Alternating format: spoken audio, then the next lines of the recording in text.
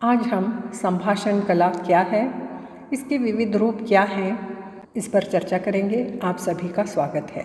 चलिए विषय शुरू करते हैं। अपने मनोभावों को प्रकट करने तथा विचारों के परस्पर लेन देन के लिए हमें भाषा का उपयोग करना पड़ता है और परस्पर वार्तालाप या बातचीत द्वारा ही हमारे जीवन के कई सारे कार्य होते हैं। और बातचीत में कम से कम दो व्यक्ति तो होना ही चाहिए। पहला बोलने वाला, जिसे हम वक्ता कहते हैं, और दूसरा सुनने वाला या श्रोता।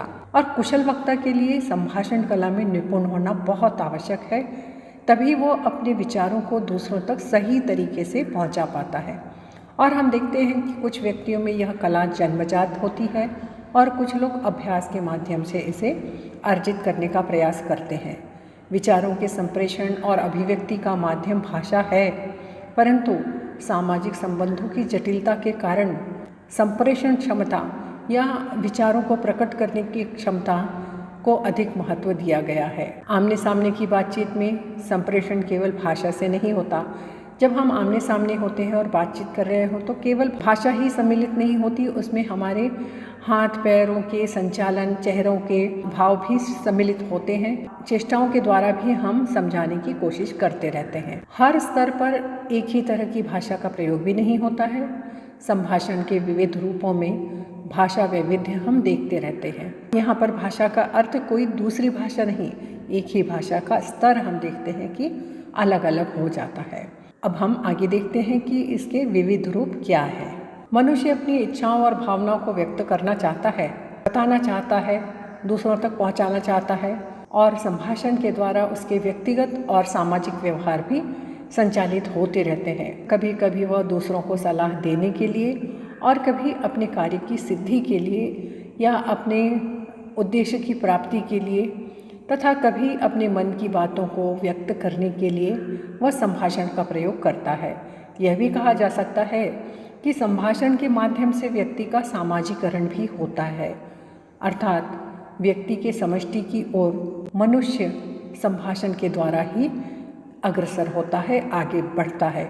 अगर संभाषण न हो, बातचीत न हो, तो वह समाज से नहीं जुड़ पाता है।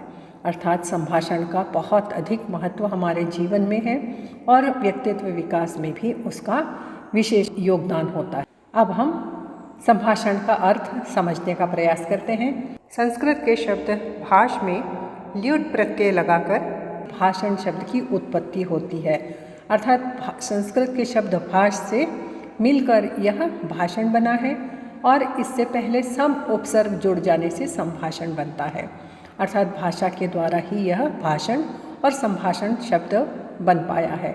संभाषण का अर्थ है बातचीत अथवा वार्तालाप। सम उपसर्ग के साथ साथ अव्यय भी है। इसका अर्थ है समान, तुल्य, बराबर और सारा। संभाष में ल्युट् प्रत्यय अन जुड़ने से इसका अर्थ अभिवादन, कथन और वार्तालाप भी होता है।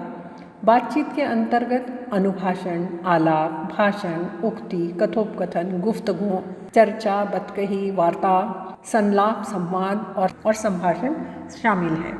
संभाषण अकेले में संभव नहीं होता, अर्थात इसके लिए दो या दो से अधिक व्यक्तियों की आवश्यकता होती है। दो मित्र आपस में बातचीत कर सकते हैं। सभा या समूह में जब लोग एक दूसरे से बातचीत करते रहते हैं तो कभी कभी उनके संभाषण सुनने में किसी को रुचि नहीं रहती। जब दो व्यक्ति आपस में पहली बार मिलते हैं तो अभिवादन के साथ बातचीत या संभाषण शुरू करते हैं। व्यक्ति आपस में जब परस्पर संभाषण या बातचीत करता है तब एक व्यक्ति मन की बात बताता है तो दूसरा ध्यान से सुनता है। दूसरा व्यक्ति तभी बात करेगा जब पहले व्यक्ति का कथन पूरा हो जाता है। जब ऐसा प्रतीत हो कि कोई वार्ता इच्छा के अनुरूप नहीं है या हमें रुचिकर नहीं लग रही है, समझ से बाहर है, तो संभाषण को बंद कर देना चाहिए, क्योंकि बातचीत की प्रक्रिया सुनना, समझना, बोलना से होकर ही गुजरती है। अगर हमारी बातचीत को कोई नहीं समझ रहा है, अर्थात हम में कला की कुछ कमजोरी है, हम उतने पारंगत नहीं हैं, अर्थात हमें अपनी वार्ता को रोक देना चाहिए। संभाषण का एक अनिवार्य तत्व है जिसे कहते हैं सरसता, अर्थात रुचिकर होना चाहिए, अच्छा लगने वाला होना चाहिए, जिसके लिए हम श्रोताओं के अनुरूप अपनी भाषा का प्रयोग करें, ऐसे विषय का चयन करें कि वह रुचिकर हो, सरसतापूर्ण हो। और वार्तालाप तभी आगे चल सकता है जब तक वह सरस और रोचक हो। सामान्य संभाषण का विषय दैनिक जीवन से संबद्ध होता है, तब तक ही संभाषण का समझ में आना भी आवश्यक है। उदाहरण के लिए, यदि वक्ता क्या कह रहा है इसका ज्ञान श्रोता को न हो तो वह घंटों बैठकर नहीं सुनेगा। विद्यार्थी भी तब तक प्रश्न करता ही रहेगा जब तक वह शिक्षक की बातों को नहीं समझ सकेगा। कहने का अर्थ यह है कि संभाषण में या बातचीत में वक्ता और श्रोता के बीच सरसता का ध्यान रखना आवश्यक है। यदि साहित्य के विद्यार्थियों को शल्य क्रिया संबंधी या सर्जरी संबंधी विषय के बारे में बताएंगे तो वे कुछ क्षण ही में ऊब जाएंगे। ऐसी स्थिति में संभाषण नहीं रह जाएगा, बल्कि कुछ और बन जाएगा। संभाषण के लिए वक्ता और श्रोता में भाषण में समानता की अपेक्षा होती है, अर्थात समान भाषण ही संभाषण है। कहने का अर्थ यह होता है कि वक्ता और श्रोता, कहने वाले और सुनने वाले के बीच कम से कम संदेशों का आदान प्रदान समान रूप से होना चाहिए। क्योंकि अगर संभाषण रुचिकर न होगा, विषय के अनुरूप न होगा, श्रोताओं की समझ के अनुरूप न होगा, तो वह किसी भी तरह का संदेश पहुंचाने में सामर्थ्य नहीं रखता है। संभाषण व्यक्तिगत भी होता है और समष्टिगत भी होता है। समष्टिगत संभाषण में व्यक्ति की सहमति अथवा असहमति का कोई महत्व नहीं होता है। शिक्षक या किसी नेता का संभाषण यदि एक दो की समझ में नहीं आता है तो भाषण को रोका नहीं जा सकता, लेकिन जब व्यक्तिगत संभाषण में व्यक्ति की रुचि और स्वभाव का ध्यान रखना ही पड़ता है। व्यक्तिगत संभाषण में दूसरे की बात सुनने, समझने और बोलने की प्रक्रिया कार्य करती है। यदि केवल एक ही व्यक्ति बोलता चला जाए तो दूसरा व्यक्ति ऊब जाएगा और संभाषण समाप्त हो जाएगा। यहाँ यह भी ध्यान देने की बात है कि इच्छा या अनुकूलता के विरुद्ध किया गया संभाषण शत्रुता पैदा कर सकता है। संभाषण के लिए व्यक्ति का विवेकशील होना भी आवश्यक है।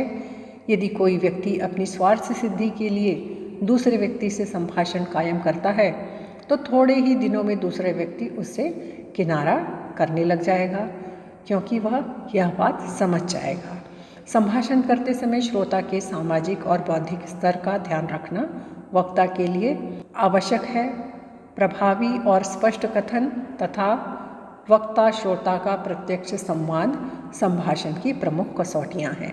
यहाँ कुछ संबंधित प्रश्न दिए गए हैं जिसके उत्तर आपको इसी भाग में मिल जाएंगे। अब तक हमने व्यक्तिगत और समष्टिगत संभाषण की चर्चा की। अब हम इसके अन्य रूप भी देखते हैं और इसमें हमें यह तो समझ में आ गया कि संभाषण में एक बोलने वाला और दूसरा सुनने वालों के बीच संदेशों का लेन देन होता है और वह समान रूप से होना चाहिए कि अगर संभाषण करने वाला वक्ता बोल रहा है तो वह श्रोता के स्तर का या उसे समझ में आने योग्य तथा रुचिकर होना चाहिए। वार्तालाप या संवाद, व्याख्यान, वाद विवाद, एकालाप, परिचर्चा और जनसंचार आदि संभाषण के विविध रूप हैं। सबसे पहले हम वार्तालाप या संवाद की चर्चा करते हैं। सबसे पहले वार्तालाप या संवाद के बारे में जानते हैं। वार्तालाप का अर्थ है बातचीत। दो व्यक्ति जब भाषा के माध्यम से विचारों या सूचनाओं का आदान प्रदान करते हैं तो इसे वार्तालाप या संवाद कहा जाता है। व्यक्ति सुबह से लेकर रात को सोने तक कई तरह के संवादों से गुजरता है। दैनिक जीवन में संवाद या वार्तालाप किसी न किसी रूप में सुबह होते ही शुरू हो जाते हैं और रात तक चलते ही रहते हैं। साहित्यिक कृतियों में संवाद को कथोपकथन कहा जाता है, लेकिन यहाँ मानवीय संभाषण में निहित संवाद की चर्चा की जा रही है। मानवीय संभाषण में कैसे संवाद होते हैं, बातचीत होते हैं। मोटे तौर पर संवाद या वार्तालाप दो या दो से अधिक व्यक्तियों के बीच में होने वाली बातचीत है। इस वार्तालाप के कई रूप प्रचलित हैं, जैसे दो देशों के बीच शिखर वार्ता या संवाद, साहित्यिक या कला सांस्कृतिक विषयक संवाद, व्यक्तिगत स्तर पर संवाद, साहित्यिक कृतियों या फिल्म, नाटक आदि के संवाद, ज्ञान विज्ञान के क्षेत्र में दो या दो से अधिक विद्वानों का संवाद। इस प्रकार हम देखते हैं कि कई स्तर पर संवाद होते हैं। रोचकता संवाद की पहली शर्त है। यदि रोचकता न हो तो बहुत ही कम समय में संवाद खत्म हो जाता है। कई व्यक्ति अपने संवाद की निजी शैली के कारण ही प्रसिद्ध हो जाते हैं। वार्तालाप व संवाद औपचारिक भी हो सकता है या अनौपचारिक भी, तथा व्यक्तिगत या सामूहिक भी हो सकता है। अनौपचारिक संवाद में बोलचाल की भाषा का प्रयोग होता है, जबकि औपचारिक संवाद में परिनिष्ठित भाषा का प्रयोग होता है। संवाद वक्ता और श्रोता आयु, लिंग, शिक्षा, सामाजिक स्तर आदि पर निर्भर करता है। स्पष्टता, शुद्धता, शिष्टता, स्वाभाविक गतिशीलता, प्रभावोत्पादकता आदि को वार्तालाप या संवाद के प्रमुख गुण माना जा सकता है। वक्ता श्रोता की संख्या के आधार पर संवाद व्यक्तिगत और समूहगत हो सकता है तथा सामाजिक परिवेश एवं सामाजिक भूमिका के आधार पर औपचारिक और अनौपचारिक भी हो सकता है।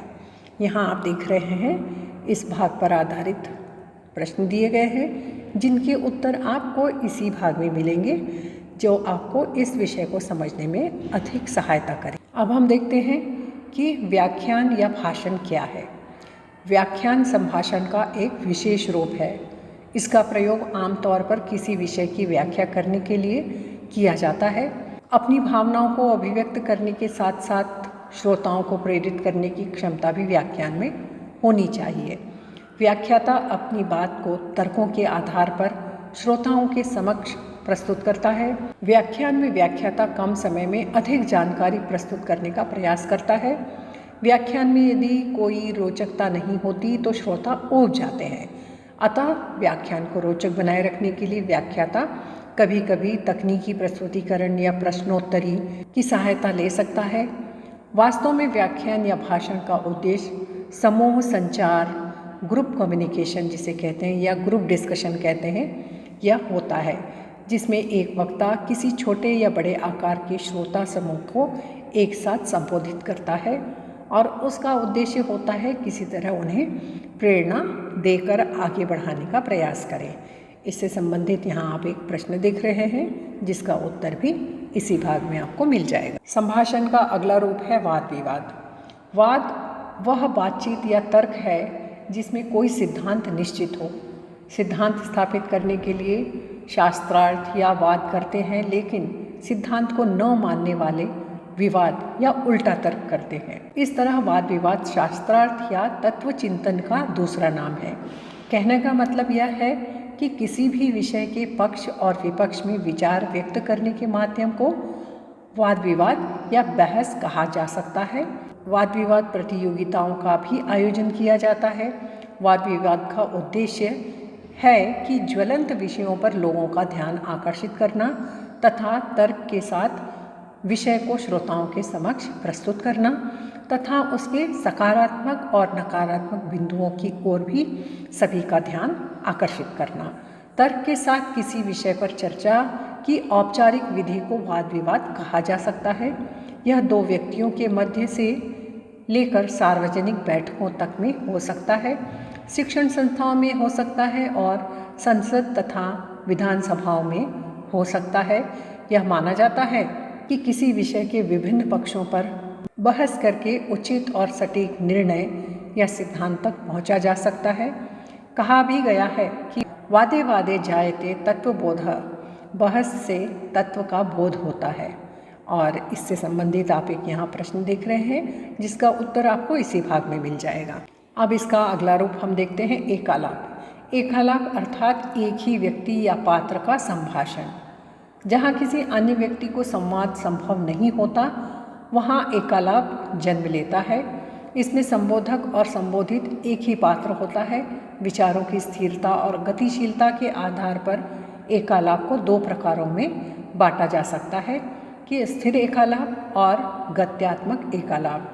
स्वगत कथन एकालाप ही है। एकालाप में प्रारंभ से लेकर अंत तक एक ही व्यक्ति अपने मनोभावों और घटनाओं का विवरण प्रस्तुत करता रहता है। इस पर आधारित प्रश्न है। अगला रूप हम देखते हैं परिचर्चा। साहित्यिक, सामाजिक, राजनीतिक, आर्थिक, धार्मिक और सांस्कृतिक किसी भी तथ्य विषय या समस्या पर विस्तृत रूप से की जाने वाली चर्चा को परिचर्चा कहा जा सकता है। इस तरह के संभाषण में कई लोग भाग लेते हैं। विषय में सभी पक्षों पर खुलकर चर्चा की जाती है। सभी प्रतिभागी अपना अपना पक्ष और विचार प्रस्तुत करते हैं। यह औपचारिक भी हो सकती है और अनौपचारिक भी। अनौपचारिक परिचर्चा में कभी कभी दिशाहीन होने की संभावना रहती है। अनावश्यक बहस के कारण मारपीट भी हो जाती है। औपचारिक परिचर्चा में एक सभापति होता है और संभाषण व्यवस्थित रूप से चलता रहता है। परिचर्चा सहज और मैत्रीपूर्ण वातावरण में होनी चाहिए। परिचर्चा के प्रमुख तत्व हैं विषय विशेष, विभिन्न मत, सम्यक विचार और आकर्षक प्रस्तुति। और प्रश्न हैं यहाँ पर दिए गए हैं जिसके उत्तर आपको इसी भाग में मिल जाएंगे। अब हम संभाषण के अगले रूप जनसंचार के ऊपर चर्चा करते हैं। सूचना तथा विचारों को एक व्यक्ति से दूसरे व्यक्ति तक भेजने की कला को संचार कहा जाता है। संचार का सामान्य अर्थ है लोगों का आपस में विचार, ज्ञान तथा भावनाओं का कुछ संकेतों द्वारा आदान प्रदान। अंग्रेजी शब्द मास कम्युनिकेशन के पर्याय के रूप में जनसंचार शब्द का प्रयोग किया जाता है। इसका अर्थ है किसी यंत्र या जन माध्यम द्वारा संदेश को बहुत बड़े समूह तक पहुंचाना। Radio, TV, internet, Facebook, Twitter, WhatsApp, समाचार पत्र, पुस्तकें, पोस्टर आदि संचार के माध्यम हैं जिनकी सहायता से समूह में बहुत ही कम समय में सूचनाओं को प्रेषित किया जा सकता है। संचार के 5 पहलू हैं: व्यापक श्रोता समूह, विभिन्न प्रकार के श्रोता, किसी संदेश की पुनर्रचना, तीव्र वितरण और उपभोक्ता के लिए सस्ता होना। बिखरे हुए श्रोता समूह के लिए संदेश का सार्वजनिक रूप से सीधा प्रसारण किया जाता है, इसलिए इसमें गोपनीयता संभव नहीं है।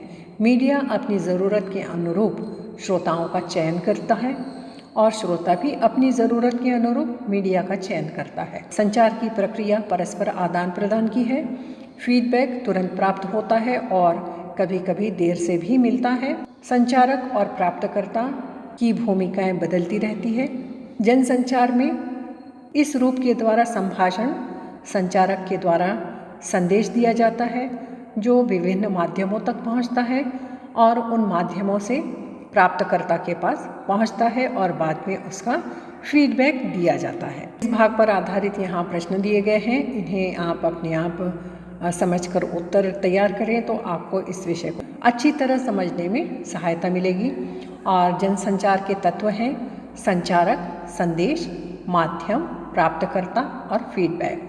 संचारक ही किसी संदेश का स्रोत होता है, वही प्रेषक अर्थात भेजने वाला होता है। संचारक ही संचार प्रक्रिया को प्रारंभ करता है। वह संचार प्रक्रिया के लिए उचित माध्यम का चयन करता है ताकि संदेश को व्यापक समूह तक या अधिक से अधिक लोगों तक पहुंचाया जा सके।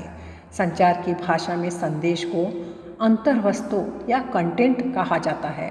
प्राप्तकर्ता या रिसीवर के प्रति उत्तर या प्रतिक्रिया को फीडबैक कहा जाता है। यह संचार के लिए आवश्यक है, अन्यथा संचार एक मुखी गतिविधि बनकर रह जाएगा या एक तरफा गतिविधि बनकर रह जाएगा। इस भाग पर भी यहाँ 2 प्रश्न दिए गए हैं जिनके उत्तर आप एक बार अपने आप इसे पढ़कर लिख लें तो आपको यह विषय बहुत अच्छी से समझ में आ जाएगा। संभाषण के विभिन्न रूप के अंतर्गत हम जनसंचार के अंतर्गत भी संभाषण के विविध प्रकार की चर्चा यहाँ पर करेंगे। जनसंचार के माध्यम से व्यापक या बड़े जनसमूह तक किसी भी संदेश को जल्दी से पहुंचाया जा सकता है। इसके लिए उपयोगी संभाषण के अनेक रूप हैं। उनमें प्रमुख है उद्घोषणा या आंखों देखा हाल और वाचन। उद्घोषणा क्या है देखते हैं। उद्घोषणा का सामान्य अर्थ है ऐलान करना। जैसा कि हम पुराने ज़माने में देखते थे, राजा महाराजा नगाड़े बजाकर यह उद्घोषणा करवाया करते थे।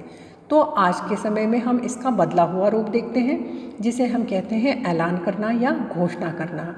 यह घोषणा सार्वजनिक रूप से भी हो सकती है, किसी विषय पर आधिकारिक रूप से भी यह घोषणा की जा सकती है अथवा प्रकाशित अध्यादेश के रूप में भी हो सकती है। सामान्य रूप से यह कहा जा सकता है कि सार्वजनिक जानकारी के लिए दी जाने वाली सूचना या सरकारी तौर पर की जाने वाली घोषणा उद्घोषणा कहलाती है। जनता तक बात पहुंचाने के लिए तेज़ या ऊंची आवाज़ में प्रसारित किया जाता है किसी सूचना की घोषणा करने वाले को उद्घोषक या अनाउंसर कहा जाता है। उद्घोषक अपनी निजी भाषा शैली के माध्यम से श्रोता का ध्यान आकर्षित करता है। आपको यह पता है कि पुराने ज़माने में डुगडुगी या ढोल बजाकर गाँवों में घूम घूम कर किसी बात की घोषणा की जाती थी। इसे मुनादी करना या ढिंढोरा पीटना भी कहा जाता है।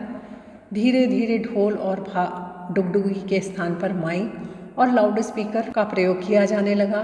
पंचायत के निर्णय का प्रचार, चुनाव प्रचार, भारतीय रेल और हवाई अड्डे के आवागमन की सूचना का प्रसारण, टीवी, रेडियो आदि में घोषणा मौखिक उद्घोषणा के उदाहरण हैं। तो प्रिंट मीडिया में भी प्रकाशित विज्ञापन आदि लिखित उद्घोषणा के उदाहरण है। यह ध्यान देने की बात है कि भारतीय रेल में जन उद्घोषणा वाली प्रणाली की शुरुआत 1967 में हुई थी। इस सार्वजनिक उद्घोषणा प्रणाली के माध्यम से रेल के आने जाने की जानकारी दी जाती है।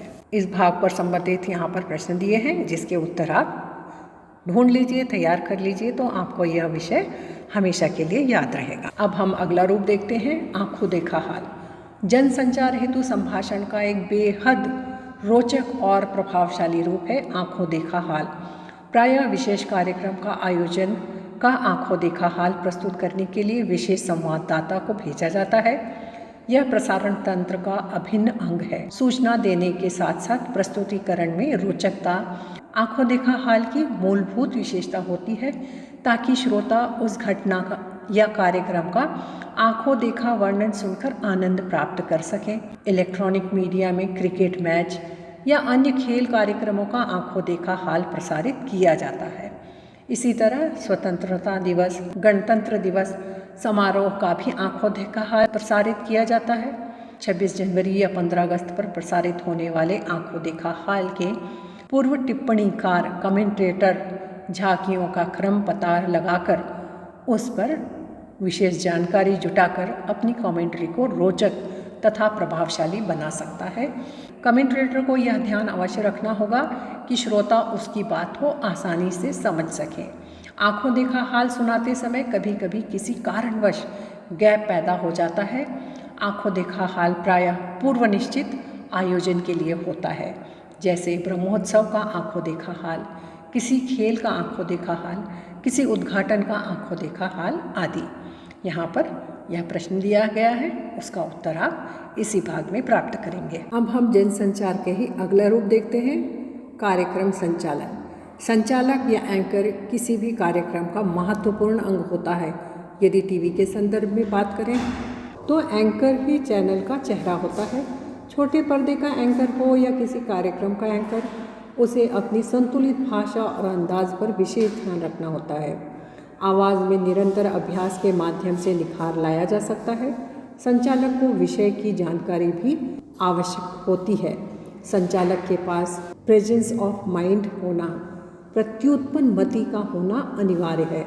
कभी कभी संचालक को अपने विवेक के आधार पर संचालन करना पड़ सकता है। कार्यक्रम संचालक चाहे कैमरे के सामने किसी टीवी स्टूडियो में उपस्थित हो या मंच पर, उसमें आत्मविश्वास का होना अत्यंत ज़रूरी है। कार्यक्रम शुरू करने से पहले वह पृष्ठभूमि की चर्चा कर सकता है। वह अपने हाव भाव से तथा अपनी आवाज़ के उतार चढ़ाव से श्रोताओं का ध्यान आकर्षित कर सकता है। यह भी याद रहे कि संचालक को परिस्थिति के अनुरूप संचालन करना होता है। नीरस कार्यक्रम को भी संचालक अपने सेंस ऑफ ह्यूमर, हास परिहास के माध्यम से रोचक बना सकता है। किसी साहित्यिक कार्यक्रम का संचालन करते समय संचालक बीच बीच में प्रासंगिक कविताओं के अंश का प्रयोग या कुछ हास्य प्रसंगों का प्रयोग करके कार्यक्रम को रोचक बना सकता है। यहाँ उसके आधार पर एक प्रश्न दिया गया है जिसका उत्तर आप इसी भाग में देखेंगे। जनसंचार का अगला रूप है वाचन। जनसंचार के लिए उपयोगी संभाषण का एक रूप वाचन भी है। विचारों की अभिव्यक्ति में वाचन का अपना महत्व है। यह एक कौशल है। वाचक अपनी आवाज़ और अंदाज से श्रोताओं को अपनी ओर आकर्षित कर सकता है। समाचार का वाचन और मंचीय वाचन अलग अलग शैली में होता है। अगला रूप है इसका समाचार वाचन। इलेक्ट्रॉनिक मीडिया में समाचार वाचन आकर्षण, ग्लैमर का केंद्र रहा है। समाचार कार्यक्रमों के लिए समाचार वाचक या न्यूज़ रीडर की आवश्यकता होती है। समाचार वाचक को पूर्वाग्रह से मुक्त रहना चाहिए। प्रभावशाली व्यक्तित्व एवं अच्छी आवाज़ वाला व्यक्ति समाचार वाचक के रूप में तुरंत चुन लिया जाता है। समाचार वाचन के समय यह ध्यान रखना अनिवार्य है कि बोलने का प्रवाह बना रहे। भाषण, वार्ता और कार्यक्रम के संयोजन में यदि रोचकता का ध्यान रखा जाए तो समाचार वाचक सफलता प्राप्त करेगा। समाचार वाचन करते समय वाचक को भाषा का शुद्ध उच्चारण करना होगा तथा आत्मविश्वास से भरपूर होना चाहिए। इलेक्ट्रॉनिक मीडिया में समाचार वाचक के सामने श्रोता नहीं बल्कि कैमरा रहता है। कक्षा या विद्यालय स्तर पर भी समाचार वाचन की गतिविधि आयोजित की जा सकती है। ऐसे आयोजन में समाचार पत्रों, टीवी, रेडियो, इंटरनेट आदि के समाचार संकलित करके विद्यालय की प्रातःकालीन सभा में समाचार वाचन किए जाते हैं। समाचार वाचन के समय बलाघात, आरोह, अवरोह या स्वर के उतार चढ़ाव पर विशेष ध्यान देना चाहिए। इस पर आधारित यहाँ प्रश्न आप देख रहे हैं, उसका उत्तर लिख लीजिए। अब अगला है मंचीय वाचन। समाचार वाचन में वाचक को आत्मविश्वास के साथ शुद्ध उच्चारण करना पड़ता है, अपने हाव भावों का प्रयोग करना पड़ता है। इसी तरह मंचीय वाचन के लिए भी वाचक को आत्मविश्वास के साथ धारा प्रवाह बोलना पड़ता है। मंचीय वाचन में वाचक को सावधान रहना चाहिए क्योंकि उसके सामने श्रोता उपस्थित हैं। मंच संचालक को भी भाषिक शुद्धता पर ध्यान रखना चाहिए। अब हम देखते हैं कि संभाषण कला की आवश्यकता। अब अगला बिंदु है कि संभाषण की आवश्यकता। मनुष्य की भावनाओं, संवेदनाओं के आदान प्रदान के लिए संभाषण आवश्यक है। स्वागत, विदाई, शंका समाधान आदि क्रिया व्यापारों के लिए संभाषण आवश्यक है क्योंकि इसके माध्यम से बात बनती है और काम चलते रहते हैं। वाक् चातुर्य के गुण से युक्त व्यक्ति आसानी से अपना काम करवा लेता है। यदि व्यक्ति में आत्मविश्वास की कमी हो तो वह न ही अपनी बात रख सकता है, न ही तर्क वितर्क कर सकता है और न ही अपना पक्ष रख सकता है। वह असमंजस की स्थिति में पड़ सकता है। मनुष्य संभाषण के माध्यम से अपने गुण दोषों के साथ साथ दूसरों के गुण दोषों का विवेचन कर सकता है। व्यक्ति के अपने व्यक्तित्व निर्माण में भी संभाषण महत्वपूर्ण भूमिका निभाता है। संभाषण व्यवहार कुशलता सिखाता है और अपने व्यक्तिगत जीवन में भी, परिवार में भी अपने विचारों, अपनी इच्छाओं को बहुत आसानी से व्यक्त करने में सबल होता है और अपनी बात को मनवाने में भी वह सफल हो जाता है। अतः संभाषण कला व्यावसायिक स्तर के साथ साथ व्यक्तिगत जीवन में भी बहुत जरूरी है। व्यक्तिगत स्तर पर भी वह परिवार में अपने भाई बहनों, माता पिता के साथ बहुत अच्छी तरीके से अपने विचारों, अपने भावों को व्यक्त करवा सकता है और अपनी बात को बहुत आसानी से मनवा भी सकता है। अब हम निष्कर्ष देखते हैं कि संभाषण के अर्थ और स्वरूप का अध्ययन हमने अभी तक किया। संभाषण की प्रक्रिया वस्तुतः बच्चे के जन्म के साथ ही शुरू हो जाती है। धीरे धीरे परिवार और समाज की सहायता से उसकी संभाषण कला में निखार आता जाता है। संभाषण व्यक्ति को समाज से जोड़कर उसे सामाजिक प्राणी बनाता है। यदि यह कहा जाए कि संभाषण सभी की ओर से सफलता की कुंजी है तो गलत नहीं होगा। अतः आप संभाषण करते समय सावधान रहिए क्योंकि इस पर आपका व्यक्तित्व निर्भर रहता है। अब हम इसकी अंतिम समीक्षा देखते हैं कि मनुष्य एक सामाजिक प्राणी है, सोशल एनिमल कहा जाता है, लेकिन साथ ही साथ वह बोलने वाला प्राणी भी है। सामाजिक होने के लिए बोलने की क्षमता का बड़ा महत्व है। इस क्षमता के द्वारा ही मनुष्य जाति ने सभ्यता, साहित्य, कला, विज्ञान और संस्कृति का विकास किया है। इसी के द्वारा विविध सामाजिक संबंध और आस्थाएं, संस्थाएं भी अस्तित्व में आई हैं। बोलने की क्षमता का प्रयोग मनुष्य अपने विचारों, भावों और प्रतिक्रियाओं को भाषिक रूप से प्रकट करने और समझने के लिए करता है।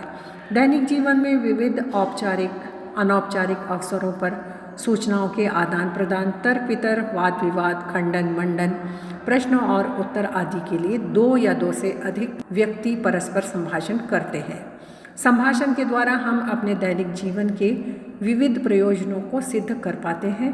संभाषण का सबसे अधिक व्यापक रूप जनसंचार को कहा जा सकता है। जनसंचार के प्रयोजनों की सिद्धि के लिए उद्घोषणा, सजीव प्रसारण, आंखों देखा हाल, संचालन और वाचन जैसे संभाषण के विविध रूपों का व्यवहार किया जाता है। यह भी ध्यान देने की बात है कि संभाषण सामाजिक संबंधों के लिए आवश्यक है ही, हमारे निजी व्यक्तित्व के विकास में भी उसकी बड़ी भूमिका है और इसको सीखने के लिए हमें अपने आप ही प्रयास करना होगा। इसके कोई स्कूल कॉलेज नहीं हो सकती, कोई दूसरा व्यक्ति आपको नहीं सिखा सकता, दूसरा व्यक्ति बस आपको प्रेरित कर सकता है। बाकी मेहनत हम आसानी से कर सकते हैं, केवल हमें अपने आप पर विश्वास करना ज़रूरी है। आगे आप इससे संबंधित पारिभाषिक शब्दावली और उनके अर्थ देख सकते हैं और आधारित कुछ प्रश्न बनाए गए हैं जो यहाँ आप देख रहे हैं।